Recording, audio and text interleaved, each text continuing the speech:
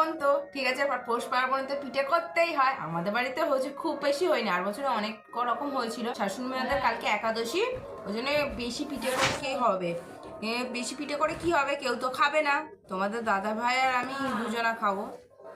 আজকে রাত্রে খাবে শ্বশুর শাশুড়ি, কিন্তু আমি আর দাদা ভাই কালকে কতটা খাবো, ওই জন্য অল্প করেই করেছি।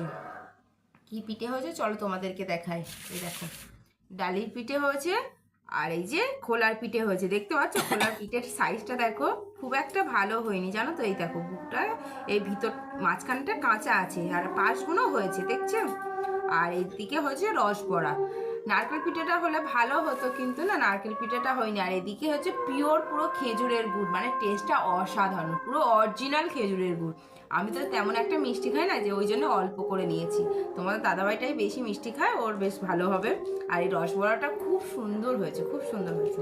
চলো আজকে রাতে এই মেনু আমাদের, চলো খেয়ে নেওয়া যাক, অনেকটা রাত হয়েছে।